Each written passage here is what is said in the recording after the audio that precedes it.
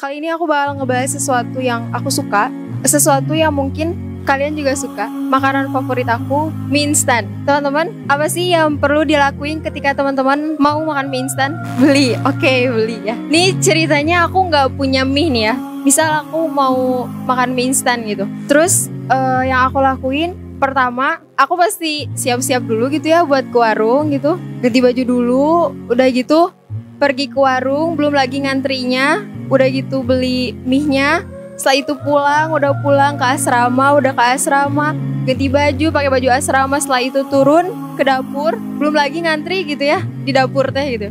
Nunggu gitu ya, nunggu giliran aku. Setelah dari situ, giliran aku masak, aku siapin pancinya, aku bawa airnya, masukin ke pancinya. Udah gitu nyalain kompornya. Udah gitu apa lagi? Udah gitu nunggu airnya sampai mendidih. Setelah mendidih, masukin mie-nya sambil nunggu mie-nya mateng. Ambil mangkok. Udah gitu setelah ambil mangkok, masukin bumbunya sambil nunggu. Setelah itu mie-nya mateng, baru dimasukin ke mangkok. Udah itu diaduk-aduk. Panjang banget ya prosesnya. Ternyata teman-teman, seinstan-instannya mie instan tetap butuh proses. Dia juga apa ya, pokoknya judulnya tuh mie instan ya, nama makannya tuh mie instan, tapi nggak seinstan itu buatnya. Apalagi yarhamukallah, apalagi tentang memperbaiki diri, hal yang jelas-jelas jauh lebih besar dari sekedar buat mie instan. Hari ini aku pengen memperbaiki diri gitu ya. Hari ini aku ngelakuin banyak hal, ngelakuin ini itu, hal-hal yang bermanfaat, yang jangan sampai waktu aku terbuang dengan sia-sia gitu. Apakah lantas aku langsung berubah 100% keesokan paginya?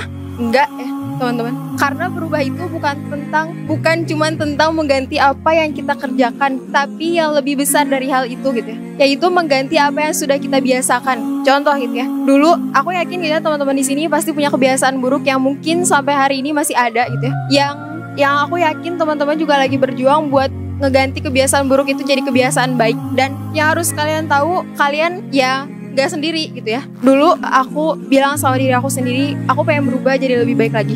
Akhirnya, tapi karena aku tahu gitu ya, buat ninggalin ini tuh gak mudah, buat ninggalin ini tuh pasti ya sulit banget gitu ya, karena aku udah terbiasa dengan hal ini gitu. Sampai akhirnya aku minta sama Allah, ya Allah kalau misalkan aku ninggalin ini, tolong kalau misalnya aku ninggalin ini dan emang ada kebaikan dalam diri aku setelah aku ninggalin ini gitu ya, tolong mudahin jalan aku gitu buat ninggalin ini. Tolong persulit aku untuk ngeakses kebiasaan buruk ini gitu ya. Sampai akhirnya Allah kasih jalan, Allah kasih kemudahan buat aku ninggalin kebiasaan buruk ini gitu. Tapi nggak langsung, bertahap. Sampai akhirnya aku berhasil buat ninggalin kebiasaan buruk itu sekitar berapa ya?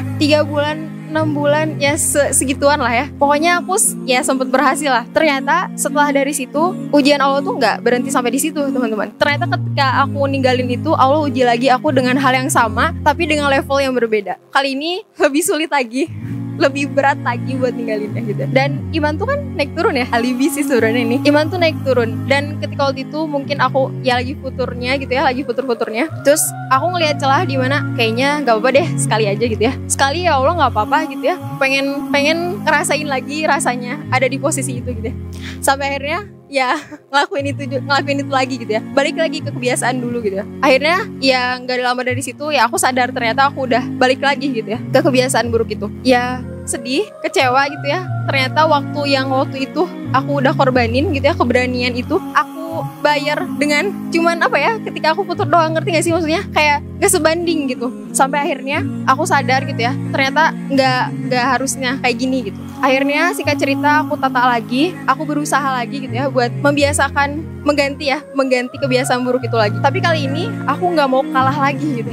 Aku gak mau kalah lagi sama diri aku. Teman-teman tahu gak pertandingan tinju? Kapan seseorang itu dikatakan kalah? Apakah ketika dia jatuh ke lantai atau ketika dia nyerah? Ketika dia nyerah teman-teman jawabannya. Berapa kali pun dia jatuh ke lantai, gak peduli sebanyak apapun luka lebam, luka bonyok yang ada di badannya gitu ya, kalau dia tetap milih buat bangkit,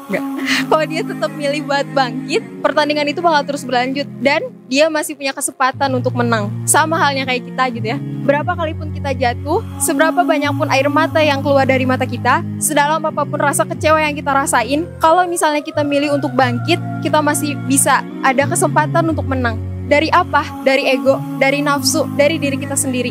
Karena aku tahu ya teman-teman, gak mudah. Yang kita lawan bukan orang lain, tapi diri kita sendiri gitu. Kenapa aku bilang gak mudah? Karena ketika kita ngelakuin sesuatu ini maksudnya kebiasaan buruk itu, kita sadar gak sadar kita ngelakuin itu udah pakai hati. Dan sesuatu yang udah berhubungan dengan hati gak ada yang sesepele itu. Ketika kita udah berurusan dengan hati, gak ada yang sesepele itu ya. Karena ini tentang kenyamanan ego diri, dan gak ada musuh yang lebih kuat selain ego diri sendiri. Bukan diri kita bukan ngelawan diri kita di hari ini, tapi ngelawan diri kita di hari yang kemarin, yang tahun lalu, bertahun-tahun lamanya kita udah terbiasa dengan kebiasaan buruk itu gitu. Disinilah kita butuh yang namanya kesabaran. Waktu itu Ustadz yang di depan pernah bilang kalau misalnya berubah itu cuma butuh satu, kuncinya satu, apa? Kesabaran. Tanpa kesabaran kita bakal cepet nyerah ya teman-teman. Ngerasa kayak kita udah berusaha tapi tetap gak ada yang berubah. Padahal bukan berubah, padahal bukan gak berubah, padahal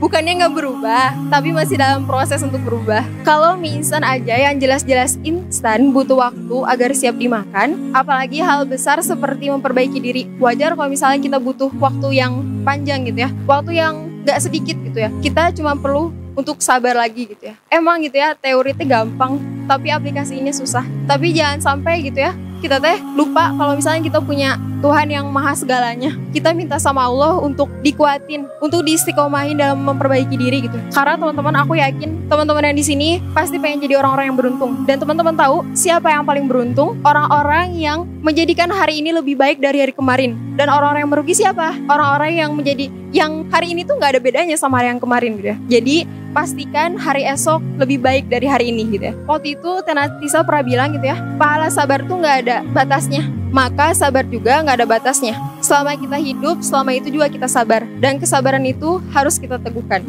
Waktu itu aku ini cuman sebagai penghalang gitu ya, ketika aku mau ngelakuin kebiasaan buruk itu lagi, ketika ada celah gitu ya aku lihat untuk melakukan kebiasaan buruk itu lagi, selalu aku inget. Jadi waktu mualimin aku pernah ikut webinar, entah tentang pranikah atau parenting, aku nggak tahu. Tapi yang pasti waktu itu Teh Febrianti Almera bilang kayak gini, pokoknya mulai webinarnya tuh dibuka dengan quotes gitu ya. Ini pengalaman beliau gitu ya, udah pasti sahih, tapi ya aku belum tentu juga di kita bakal terbukti gitu ya. Tapi yang namanya pengalaman ya jadiin pelajaran aja gitu ya. Beliau bilang kualitas diri di masa single adalah cerminan kualitas diri saat kelak jadi pasangan dan orang tua. Maka mendidik diri adalah mendidik generasi. Kebayang teman-teman, gak usah lihat orang lain, lihat diri kita sendiri gitu ya. Ketika misalnya kita masih kayak gini, terus misalnya nanti kita punya anak gitu ya, kalian ridho nggak anak kalian ngelakuin kebiasaan buruk itu? Kayak dia bakal maksudnya dia ngelakuin hal yang sama kayak kita dulu gitu. Gak ridho gitu ya aku mah. Makanya jangan sampai anak kita nanti di masa depan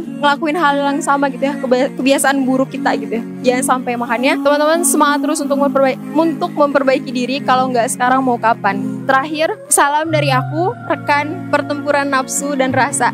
Dari Aisyah Nur Fitriani, ada pesan dari Allah. Katanya, "Wadharul zahirul itsmi wa batinah." Dan tinggalkanlah dosa yang terlihat atau yang tersembunyi. Jangan mundur teman-teman, Allah gak tidur. Ingat, Allah gak akan bawa kita sampai sejauh ini cuma untuk gagal. Dan tempat ini bakal jadi saksi juga cerita di mana hidup kita penuh dengan perjuangan untuk Allah gitu ya. Jadi semangat terus, selalu memperbaiki diri gitu ya. Dan terakhir, aku mau izin nyampein sesuatu untuk seseorang yang keren banget. Aku nggak tahu kenapa Allah selalu ngirimin orang-orang keren di kehidupan aku gitu ya. Kayak Allah tuh pengen lihat nih gitu ya, aku nyiptain manusia yang sekeren ini gitu ya. Betapa besarnya Allah gitu ya, betapa Masya Allahnya Allah gitu. Kayak buat aku tambah insecure gitu ya, dikelilingi sama orang-orang sekeren ini gitu ya. Tapi insecure-nya bukan insecure karena dia kayak cantik banget ya gini-gini, enggak. Tapi insecure-nya dengan kayak QL-nya dia lebih lama dari aku gitu ya. Terus sholatnya dia lebih lama dari aku, ngajinya lebih lama dari aku gitu ya, zikirnya lebih banyak dari aku gitu ya. Kayak ya Allah, gak mau di sini gitu ya, gak pantas di sini gitu ya. Tapi seneng banget bisa di sini gitu ya, berjuang sama teman-teman. Aku mau nyampein ini untuk seorang yang keren banget gitu ya, yang selama ini selalu ngasih pelajaran banyak banget dari beliau gitu yang aku dapetin. Aku cuman mau nyampein makasih banyak udah berproses biar kita dididik dengan keadaan secara horizontal maupun vertikal. Aku yakin, aku sadar gak ada yang instan. Semoga Allah takdirkan.